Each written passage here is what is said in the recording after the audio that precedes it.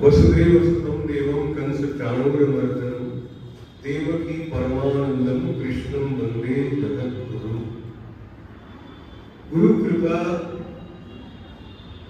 का अवलंबन लेकर हम सब यहाँ उनकी कृपा से स्वामी सुधीरानंद गिरी जी को नियुक्त बनाकर स्वामी समानंद गिरी जी, स्वामी विमर्शानंद गिरी जी की उपस्थिति की, जो पावन त्रिवेणी की उपस्थिति हम सबके लिए सुलभ हुई, तो हम यहाँ पहुंचे और श्रीमद् भगवद गीता माता के प्रति जो हमारा एक थोड़ा अनुराग है, उसको कुछ और तीव्रता से अपने भीतर अनुभूत करने का एक अवसर हुआ।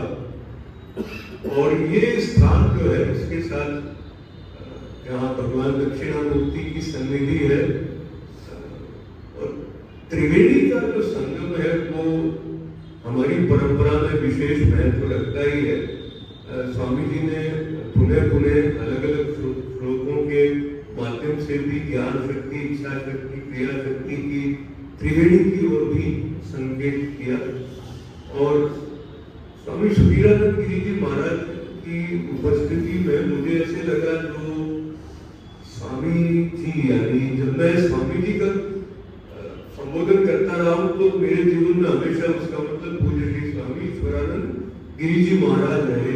तो बाद में ऐसा होता रहा कि मैं अन्य महात्माओं के बारे में थोड़ा बहुत जानने लगा और निश्चित रूप से स्वामी गिरी जी महाराज की सन्निधि का भी बहुत लाभ मिला।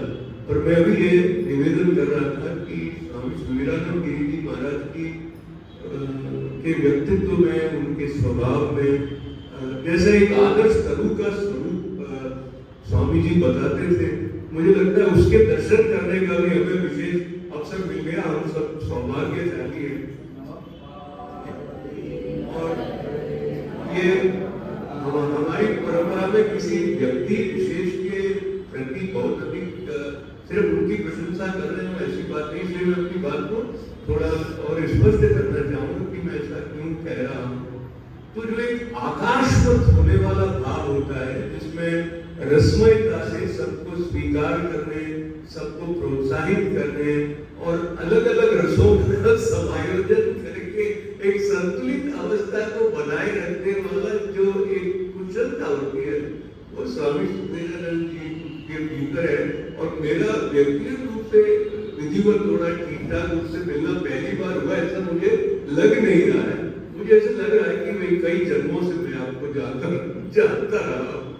तो आपने एक काम अच्छा ये किया कि सुबह आपने कहा कि मैं लिख लेना थोड़ा, तो कुछ बहुत ही गंभीर बात वैसे तो श्रीमद् भगवद गीता के माध्यम से है, लेकिन भगवान कृष्ण का जो मुख है वो हमेशा मुस्कुराता रहता था।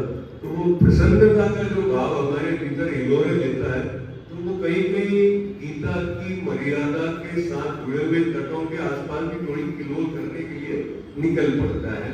तो उस बात के लिए मैं थोड़ी सी क्षमा चाहूंगा। बहुत दूर तो नहीं जाऊंगा, लेकिन हम हैं काशी नगरी में, तो काशी की किसी भी गली में से आप निकलोगे, दूसरी गली में पहुंच जाओगे और रहोगे बाबा विश्वनाथ की नगरी में। इस प्रकार से श्रीमद् भगवद गीता के किसी श्लोक को लेकर किसी संदर्भ पर चिंतन करते हुए आप जहां भी पहुंच जाओगे। और कई बार स्वामी सुधीरानंद गिरी महाराज जिस तरह से श्लोक को हमारे लिए खोलते थे, तो उसमें वो कहीं हमारे जीवन में घटित हुई किसी घटना से, या हम जो सोचते हैं या जिस बात की हमको चिंता है, उसके साथ वो कहीं ना कहीं जुड़ जाता था। फिर वो कहीं हमें दूर ले जाता था। वो कोई एक कश्ती में सवार होकर हम चले जाते थे अपने अपने संदर्भों में, कहीं ना कहीं भटक के फिर वापस खींचकर उनके पास चले आते थे। तो ये जो भ्रमण करने का स्वभाव है, उसमें मुख्य बात मैं सिर्फ एक जो मुझे लगता है घूम कर आती है, जो अल्प होता है उसका जो सुख भी है वो अल्प ही होता है। और जो हमारे भीतर एक रिक्तता का भाव रहता है कि मेरे पास ये नहीं है, या जिसको दारिद्र्य कहते हैं, जिसके लिए भगवान श्री कृष्ण प्रारंभ में ही अर्जुन को ये चेताते हैं कि क्षुद्रम हृदय दौर्बल्यम परंतप, तो जो क्षुद्रता है उसका त्याग करना है, तो क्षुद्रता का त्याग कैसे करें? तो मुख्य बात त्याग की भी आई और संन्यास की भी आई। तो त्याग करने के लिए बूंद को, अगर अपनी क्षुद्रता को त्याग करना है तो उसको समुद्र में मिल जाना है। और श्रीमद् भगवद गीता के माध्यम से स्वामी सुखदेव गिरि जी महाराज ने हमें बार बार अनंत के साथ में और अपनी पूर्णता के साथ एक में होने का जो एक दृष्टि का उपहार दिया है, वो हमसे ये भी मांग करता है कि हम बाहर और भीतर से शुद्ध होंगे, और क्योंकि शुद्ध हुए बिना सत्य का स्पर्श नहीं हो सकता। अब मैं थोड़ा बहुत जो लिख लिया मैंने, जैसे स्वामी जी ने सुबह कहा तो मैं लिखने लगा, तो मुझे लगा पहले मैं लिखना से बच रहा था, क्योंकि मैं लिखता हूँ तो जितना बोलता हूँ उससे भी ज्यादा लिखता हूँ, तो लेकिन मैं इसमें से कुछ मैं संकेत लेके यहाँ तक पहुंचा दूंगा।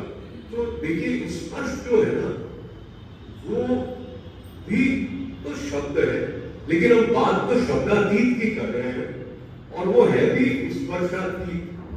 अब ये जो स्पर्श का सुख है वो कितनी देर साथ निभाता है, ये तो हम सबके अनुभव में आया हुआ है कि उतने मात्र से हमारा काम नहीं चलता है, वरना हम बीकानेर से, अहमदाबाद से, बेंगलोर से या अमेरिका से या अन्य स्थानों से यहाँ पहुंचते नहीं। हमें लगता है कि कहीं न कहीं हमें अपनी सीमाओं का अतिक्रमण करना है, और जो अल्प में सुख है उससे हमारा काम नहीं चलता, क्योंकि ये जो चेतना जहाँ सीमाओं का अतिक्रमण सहज हो जाता है, उसके लिए जैसे श्रीमद् भगवद गीता में बार बार आता है संदर्भ की, जैसे गाय के खुर से जो गड्ढा बन जाता है उसको सहजता से पार कर लेते हैं, उस तरह से भवसागर को पार करवा देती है भगवान की कृपा। तो लिखना जो है वो एक लहर का स्वरूप ले लेता है, उसमें एक के बाद दूसरी लहर आ जाती है, और कौन सी लहर किस जगह जाकर रुक जाती है, पर बात उस सागर की है जिसका संबंध पूर्णता से है। तो मुझे ऐसा लगता है आप अपने आप में जब अकेले भी बैठे हो ना, तो देखें कि मेरे चेहरे पर क्या भाव है। जैसे वो सुबह ध्यान करवाते थे, उस प्रकार से वो अलग अलग स्वरूप के साथ ध्यान करते थे। आप अकेले बैठकर अपने स्वरूप का ध्यान करके देखें कि मैं मेरे भौहें कहीं संकुचित तो हुई भी नहीं है, मैं मुस्कुरा रही हूँ कि नहीं, मैं मुस्कुरा रहा हूँ कि नहीं। तो ये वाला जो ध्यान है उसको लेकर मैं बात कर रहा था द्वैत की। तो जब हम कृतज्ञता व्यक्त करते हैं तभी थोड़ा बहुत द्वैत होता है। अब बात तो अद्वैत की है, लेकिन जब श्री कृष्णार्जुन संवाद है तो वो भी दो स्वरूप में हो गए हैं। कृष्ण भगवान उनकी जिज्ञासा का समाधान कर रहे हैं। समाधान तब होता है जब प्रश्न होता है, जब जिज्ञासा होती है। तो मैं पुनः स्वामी सुखदेव गिरि जी महाराज का आभार व्यक्त करना चाहूंगा। उन्होंने जैसे कि जब कुछ कृषक कुछ सींचने से पहले निराई करते हैं तो भूमि को जिस तरह से उर्वरा करते हैं, तो उन्होंने कई जगह से हमको ऐसे थोड़ा थोड़ा उद्वेलित भी किया कि यहाँ भी प्रश्न करो, यहाँ भी प्रश्न करो, क्योंकि जब प्रश्न होंगे तो फिर वो व्यास हमारी स्पष्ट होगी, जिसको लेकर वो जो पूर्णता का एक अमृत का प्रभाव हो रहा है, हम उसको अपने भीतर स्वीकार करें। इसके लिए हम प्रस्तुत हो पाएंगे, इसके लिए हम तैयार हो पाएंगे, क्योंकि जब भूख है तभी भोजन का ही है। तो इसको हम सब बहुत अच्छे से अभी अनुभव भी किए हुए हैं। और जब हमने कई पुण्य कर्मों के प्रताप का फल पाया, तब हम यहाँ काशी केंद्र में पहुंचे निवास। तो यहाँ होना भी अपने आप में कल्याण की बात है। फिर उसके बाद पुनः मैं दोहराना चाहूंगा भी तीनों स्वामी जो है वो सफेद दाढ़ी वाले हैं, लेकिन मुझे एकदम युवा ही लग रहे थे। और ये इन तीनों का आपस में जो समन्वय, इनका हम सबके साथ में समन्वय, वो भी हमें उस तरह से संस्कार हमारे दृढ़ करता है जो हमारे जीवन में बहुत लाभकारी सिद्ध होने वाले हैं। मैं बहुत जल्दी अपने पन्ने पलट के समापन की तरफ चला जाऊंगा, पर उसके पहले मैं उन्हें स्वामी जी का स्मरण करके और वो भगवद गीता के संदर्भ में जब उनसे सुनते थे तो अम्बा की तरह हम उनके ओर बढ़े। तो वो जो एक ममत्व का भाव लेकर वो सहस्त्रों भुजाओं भाव से हमें अपनाने के लिए तैयार है गीता माता, तो वहां तक जाने के पथ में हम अगर डगमग कर रहे हो तो वो हम गिर नहीं जाए, उसके लिए जो एक तीक्ष्णता चाहिए वो हमें इस शिविर में प्रातःकाल 5:30 बजे से ही उपलब्ध होनी प्रारंभ हो जाती थी।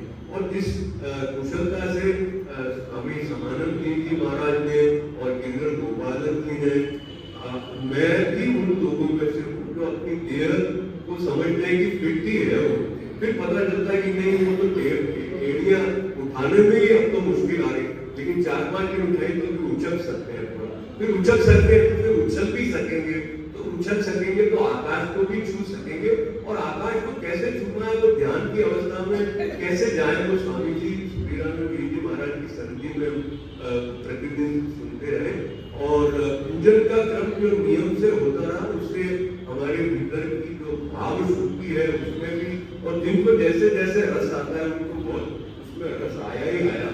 और मैं ऐसा समापन की तरफ बढ़ते बढ़ते, क्योंकि काशी क्षेत्र तो वैसे तो विश्वनाथ बाबा का है, लेकिन अभी ये सांसदीय दृष्टि से जो प्रधानमंत्री जी है नरेंद्र मोदी की, आप जानते हैं ना, तो उनका एक स्टाइल है, उससे मैं बात उनकी नकल कर रहा हूँ क्योंकि क्षेत्र उनका है। तो ये प्रश्न तो पूछते हैं अंत में, तो मैं ये पूछ रहा हूँ, बोलिए साधकों, जागरण हुआ कि नहीं हुआ? आनंद आया कि नहीं आया? अच्छा, पूर्णता का लक्ष्य स्पष्ट हुआ कि नहीं हुआ? हम भगवान के हैं, इस भाव को और अधिक दृढ़ता से अपने हृदय में धारण करके हम यहाँ से जा रहे हैं। मैं विशेष रूप से ठाकुर अंकल जो अभी नहीं हो परिस्थिति यहाँ पर है, लेकिन अब कक्ष में पहुंच गए हैं, तो मैं ऐसे व्यक्तिगत बात कर लेता हूँ। मैं यहाँ से निकला था कि मैं कुछ मालाएं लाऊंगा, तो अभी मैं आपको अर्पण करूँ, ऐसा मेरा भाव था। फिर मैंने फोन किया तो दिव्या जी से पता चला कि वो वहाँ से अभी होंगे, तो मुझे लगा कि मैं वहाँ पहुँच जाऊँ, पता नहीं कि मैं वहाँ पहुँच गया। फिर पर मुझे खुशी है कि एटलीस्ट वो कक्ष में आ गए, तो मैं उनको लेके यहाँ तक आने का निमित्त बन गया, तो मुझे आनंद हो गया थोड़ा सा। पर मेरे लिए उनकी उपस्थिति भी एक विशेष सौभाग्य की बात है।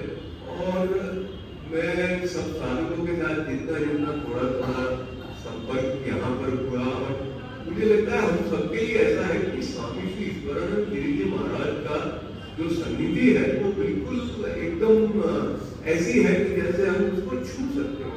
और उनकी जो करुणा है वो स्वामी समानंद जी के माध्यम से हो, विमर्शानंद गिरी जी माध्यम से हो, स्वामी वीरानंद गिरी जी के माध्यम से हो, ऐसा लगता है कि उसका एक अनवरत प्रवाह है जो हमें नित्य समृद्ध कर रहा है। और मैं स्वामी हेमगिरी जी महाराज की उपस्थिति से भी बहुत प्रफुल्लित भाव का मेरे अंदर जागरण हुआ। और मेरे लिए बड़ी उपलब्धि है रही, स्वामी जी यहाँ पर विराजमान है, उनको श्रवण करना ही अपने आप में संस्कारित होना है। फिर हमारे लिए और जैसे कहते हैं बोनस की तरह महामंडलेश्वर स्वामी पुण्यानंद जी पधार गए थे, अपने सदा शिवानंद जी भी यहाँ पर विराजमान है, अन्य यति ब्रह्म पधारे, उनकी उपस्थिति से भी ये वातावरण की परिसर जो है वो और पावन हुआ। तो पुनः पुनः मैं आप सबको इस बात की बधाई देते हुए कि आपने इस महत्वपूर्ण और बड़े दुर्लभ और विशिष्ट गीता शिविर के 18वें अध्याय में प्रवेश के लिए स्वामी सुमेरानंद जी महाराज की सन्निधि में इस विशिष्ट अवसर का लाभ उठाया। मैं उन सबके चरणों में पुनः पुनः प्रणाम करते हुए और बहुत सारा अपना आनंद व्यक्त करते हुए अपनी वाणी को विराम देने से पहले मैं ये जो स्वामी जी के साथ जुड़े हुए हम सब हैं, तो ऐसा लगता है समापन के साथ में ओम नमः पार्वती कितना जोर से होगा तो लगेगा कि आप जागे हुए भी हैं और आपको अच्छा भी लगा था।